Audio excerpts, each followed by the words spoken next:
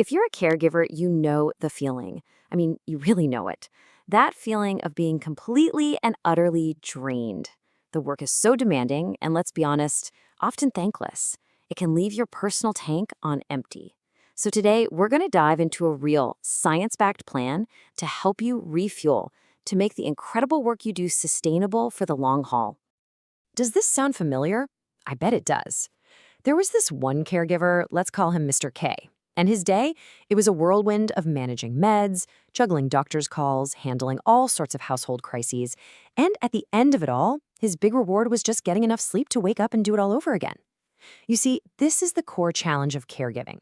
It's this relentless cycle of giving everything you've got with almost no positive feedback coming back your way. So let's think about your energy like a fuel tank in a car. Every single task, every moment of patience you have to find, every difficult conversation, it all takes a little bit of fuel out of that tank.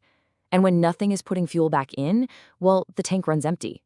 That feeling, that exhaustion, that's burnout. So the million-dollar question is, how do you refuel when praise and thanks just aren't on the table? It's not about trying to magically create more energy out of thin air. It's about building a reliable system for yourself. And the answer, believe it or not, is found in the science of our own behavior. Okay, to solve this problem, we first have to really understand why the tank is running dry in the first place. Because burnout, it isn't a personal failure, not at all. It's a completely predictable result of how our human motivation system is wired. In behavioral science, there's actually a term for this. It's called extinction of effort. It sounds kind of fancy, but all it means is that any action that isn't reinforced by some kind of positive consequence will eventually just fade away.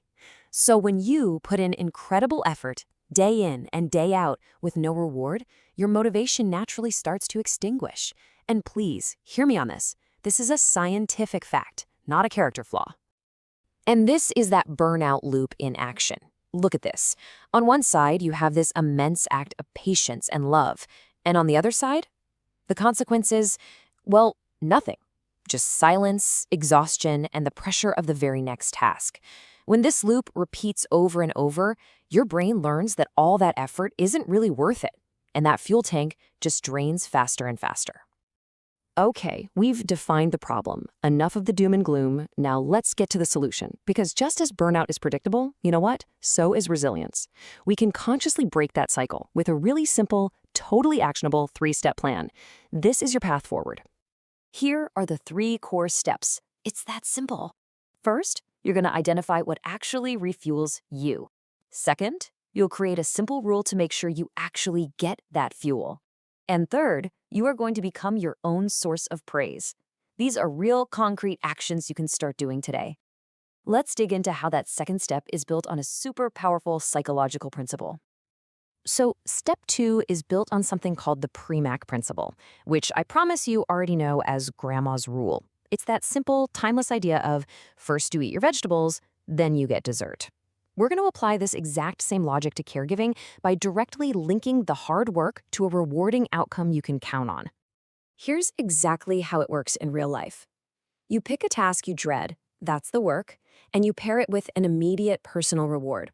That's your paycheck. So the rule becomes, after I finish this awful insurance paperwork, then I get to play that silly game on my phone for 10 minutes. See what happens? You're creating a direct, reliable link between your effort and a positive consequence. You're effectively hijacking that burnout loop. And finally, step 3 is all about praising the process. Most caregivers have this really loud inner critic that only focuses on the mistakes. The goal here is to replace that voice with a reinforcing one.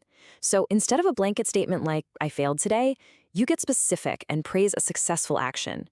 You tell yourself, wow, I handled that situation with incredible patience. This reinforces the very behavior you want to see more of, making it just a little easier to find that same patience next time. You know, a plan is only as good as its execution. So let's build your practical toolkit. This is all about taking these ideas and making them actually fit into the messy, unpredictable reality of a caregiver's day. Your rewards have to be sustainable, and that means they have to be low effort. Otherwise, you just won't do them. They have to be high value to you, not what someone else thinks you should enjoy. And so important, they have to be immediate and completely guilt-free. I seriously recommend making a physical list of 5 or 6 options you can turn to, and maybe rotate them to keep things from getting stale. And here it is. This is maybe the biggest barrier for caregivers.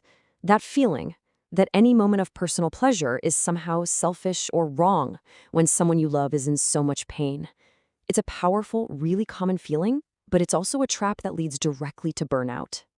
So here is the single most important reframe I can offer you. Your reward is not an indulgence, it is essential maintenance. Think about it. A car needs fuel and oil changes to run safely. In the same way, you need structured rest and reinforcement to provide safe, patient, and effective care. Your well-being is a non-negotiable part of your loved one's care plan, period. So, after all this, what's the ultimate takeaway? It's this. Resilience isn't some magical trait that you either have or you don't.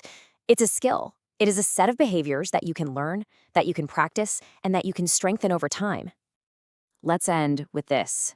By treating yourself with the same structured compassion and behavioral science that you apply to your loved one, you are actively, tangibly building your own resilience. You're making sure your capacity to care isn't just a sprint, but a marathon that you are fully equipped to finish. You have the tools. Now, go refuel your tank.